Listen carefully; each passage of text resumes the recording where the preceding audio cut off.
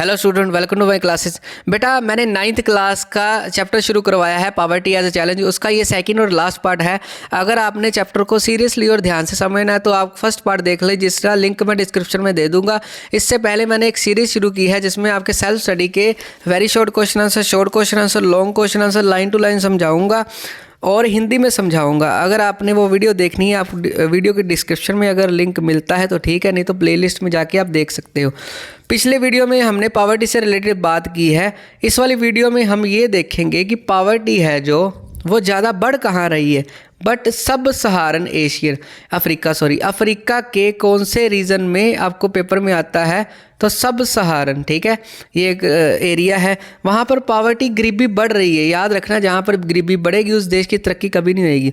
तो याद रखना है 1981 में कितने परसेंट गरीब थे? 41%। और 2001 में कितने गरीब हैं? 46%। मतलब गरीबी बढ़ रही है। कौन से देशों में, कौन से शहरों में? अफ्रीका के। आई होप यहाँ तक आपको अच्छी तरह समझ आ गई। उसके बाद बेटा बात आती है कॉजेज ऑफ पॉवर्टी कि गरीबी के क्या कारण हो सकते हैं। फर्स्ट है लेस जॉब अपॉर्चुनिटी। अगर किसी को जॉब अपॉर्चुनिटी नहीं मिल रही तो गरीब है, ठीक है। दूसरा है लो इनकम। अगर किसी की इनकम ही बड़ी ज़्यादा लो है तो वो गरीब माना जाएगा। अगला है low level of economic development. अगर उसकी इकोनॉमिक अर्थव्यवस्था, उसकी मतलब सैलरी बढ़ नहीं रही है या उसके पास पैसे ही नहीं आ रहे हैं, तभी उसको गरीब माना जाएगा। अगला है poor people hardly any saving. अगर किसी के पास सेविंग ही नहीं है, बेचारे के पास बिल्कुल ज़ीरो पैसे है बैंक में, तो वो क्या माना जाएगा? वैसे भी झुग्गी झोपड़ियों में रह रहा है और उसके पास पैसे भी नहीं है, तो वो क्या होएगा?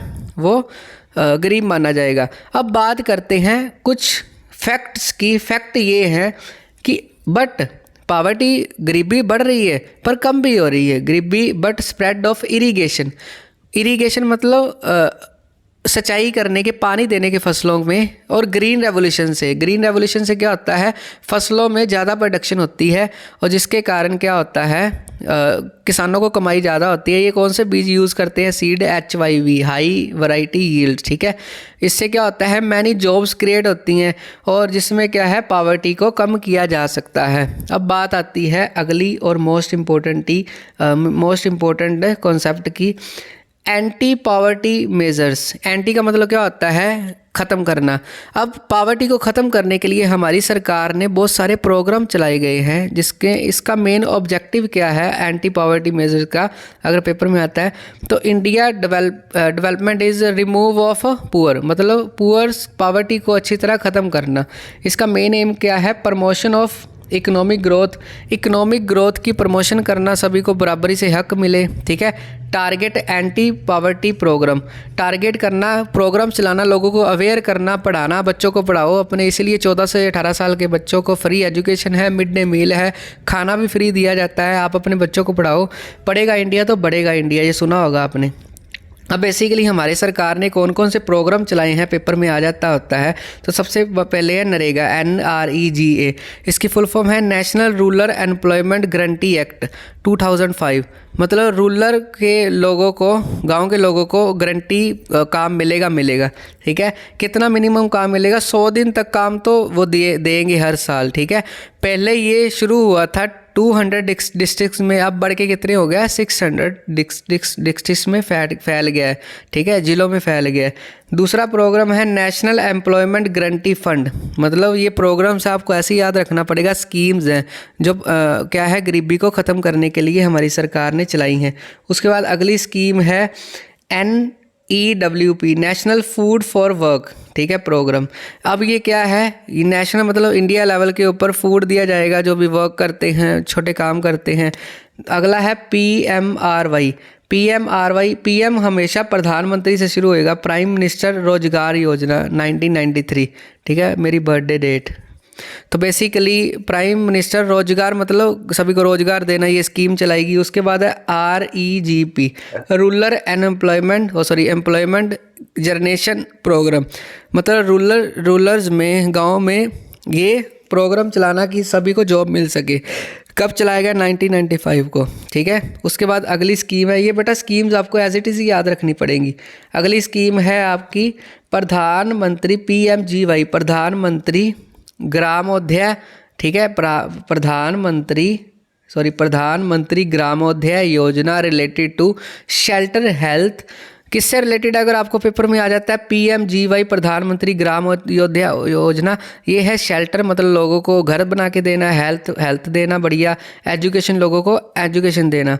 AAY अंत्योदय अन्ना योजना, ये भी योजना है जो हमारी गरीबी को हटाने से रिलेटेड है। अब बेसिकली अनएम्प्लॉयमेंट की अगर बात करें आपके चैप्टर में, तो अनएम्प्लॉयमेंट 2 टाइप्स की बताई गई है, डिस्गर्स्ड अनएम्प्लॉयमेंट और सीजनल अनएम्प्लॉयमेंट। इसको ध्यान से समझना। डिस्गर्स सबसे पहले कौन सी करते हैं, डिस्गर्स, ठीक है, तो इसको बिल्कुल ध्यान से समझना आपने।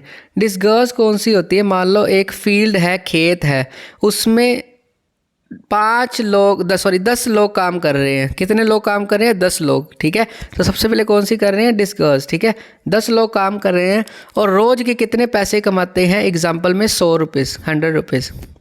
अब पाया गया कि इसमें से बेचारे 5 लोग बीमार हो गए। अब काम कितने आएंगे, काम कितने करेंगे, 5 लोग। अब ये पाया गया वो 5 लोग भी काम करके कितने पैसे कमाते हैं, 100 रुपीज़। तो बेसिकली जो 5 बंदे हैं, चाहे वो हों चाहे वो ना हो, वो कौन से हैं, अपने आप को हौसला दे रहे हैं, काम कर रहे हैं, पर वो है बेरोजगारी। इसको बोलते हैं छुपी हुई बेरोजगारी, ठीक है। डिस्गर्स्ड अनएम्प्लॉयमेंट, ये ज़्यादातर एग्रीकल्चर में देखने को मिलती है। अब दूसरा आ गया सीजनल। सीजनल का मतलब क्या होता है, जो सर्दियों में काम करेगा वो गर्मियों में क्या आएगा, वेला आएगा, ठीक है, सीज़न के अकॉर्डिंग। अब जो गर्मियों का काम करेगा वो सर्दियों में वेला आएगा। तो बेसिकली अनएम्प्लॉयमेंट दो तरह की होती है, डिस्गर्स्ड और सीजनल। आई होप यहाँ तक आपको अच्छी तरह समझ आ गई। अब बात करते हैं अगले कॉन्सेप्ट की, जहाँ पर भी बात आएगी मास की। मास का मतलब होता है लार्ज नंबर। मास पॉवर्टी क्या होता है, large section of people poor. जब किसी देश में बड़ा ज़्यादा लोग गरीब हों उसको क्या बोलते हैं, मास पॉवर्टी। अब पॉवर्टी का एस्टीमेट ये लगाया गया है, पॉवर्टी डिक्लाइन हो रही है। अब कैसे डिक्लाइन हो रही है गरीबी, ये फैक्ट है, ये डाटा आपको याद रखना पड़ेगा। 1973 में कितने % लोग गरीब थे, 55%। 1993 में कितने हो गए, 36%। 2000 में कितने हो गए, 26% लोग गरीब। अब जितनी गरीबी नीचे आएगी उतनी डेवलपमेंट बढ़ेगी, ठीक है। ये डाटा इंडिया का है, आपको एज इट इज़ याद रखना पड़ेगा। आगे जाने से पहले अगर ये नोट्स किसी को चाहिए तो डिस्क्रिप्शन में उसका लिंक दे दूंगा। मेरे नोट्स विद माई लोगो और विदाउट माई लोगो भी डाउनलोड कर सकते हो। आप सोच रहे होगे सर की हैंड राइटिंग थोड़ी सी चेंज हो गई, चेंज नहीं हुई, ये नोट्स मेरे लॉस्ट हो गए थे तो मैंने अपने स्टूडेंट की हेल्प से ये बनवाए थे, ठीक है। तो बेसिकली अगला आता है below poverty line. Below poverty line कितने % है, 20%। अगर बात करें बिलो पॉवर्टी लाइन कितने % है इंडिया में, तो 20%, मतलब जो पॉवर्टी लाइन के भी नीचे हैं। लेटेस्ट एस्टिमेट कितना है, 260 मिलियन लोग क्या है, पुअर है इंडिया में, 260 मिलियन, ठीक है, ये याद रखना है। अब अगला आता है वनरेबल ग्रुप के ऊपर। वनरेबल ग्रुप क्या होता है, जो समाज जिसको नहीं देखता, ठीक है, जो गरीब लोग होते हैं। ग्रुप में कौन से आते हैं, ST लोग, SC लोग और रूरल एग्रीकल्चर लेबर, ठीक है, ये याद रखना है। अगर आपको आ जाए वनरेबल ग्रुप में कौन कौन से लोग शामिल होते हैं, तो ST, SC और रूरल एग्रीकल्चर लेबर। गांव में काम करने वाले एग्रीकल्चर लेबर वो कितने % है, 50%। और ST एस्टीमेट कितना लगाया गया कि 100 बंदों में से 51 ST है। और SC की परसेंटेज क्या है, कुछ परसेंटेज में दिया है, कुछ फ्रैक्शन में, 43%। तो आपको पेपर में ये परसेंटेज आ सकती है, आप ध्यान से इसको याद कर लेना। अब पॉवर्टी कैसे डिक्लाइन हो रही है, तो बेसिकली 1990 की बात करें तो SC, ST और रूरल एग्रीकल्चर जो लेबर है डिक्लाइन हो रही है, ठीक है, नीचे नीचे कम आ रही है, लोगों की सुधार हो रहा है गरीबी में। जितना सुधार होगा उतना हमारे देश के लिए बढ़िया होगा। अब लास्ट में कॉन्सेप्ट आता है इंटर स्टेट डिस्पैरिटीज़।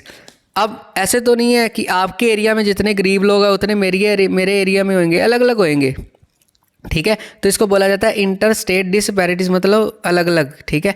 तो प्लस और माइनस ज़्यादा और कम हो सकते हैं स्टेट टू स्टेट। किसी स्टेट में ज़्यादा हो सकते हैं, किसी स्टेट में कम गरीब हो सकते हैं। सीरियस प्रॉब्लम कहाँ पर है, उड़ीसा, बिहार, असम, UP, त्रिपुरा, यहाँ पर बड़े ज़्यादा लोग गरीब रहते हैं। कौन कौन से, उड़ीसा, बिहार, असम, UP, त्रिपुरा। कितने % है, उड़ीसा में सबसे ज़्यादा 47% लोग गरीब है इंडिया में, और बिहार में 43%। अब बेसिकली अगर अगला कॉन्सेप्ट आता है कि कम गरीबी का है, बट डिक्लाइन केरला में कम है गरीब, जम्मू कश्मीर में कम है, तमिलनाडु में कम है और अरुणाचल प्रदेश में कम है, ठीक है। बट पंजाब में क्या है, पंजाब जिस स्टेट में मैं रहता हूँ, बिकॉज ऑफ एग्रीकल्चर के आने से क्या होता है, पावर्टी रिड्यूस हो रही है, मतलब एग्रीकल्चर में सुधार आ रहा है, ग्रीन रेवोल्यूशन आ रही है, तो जिससे एग्रीकल्चर में लोगों को जॉब्स ज़्यादा मिलती हैं और कमाई भी ज़्यादा होती है। आई होप ये एक्सप्लेनेशन आपको अच्छी लगी। अगर अच्छी लगी तो please like share and comment and also subscribe my channel. और मिलते हैं किसी और चैप्टर में। Bye, take care, have a nice day.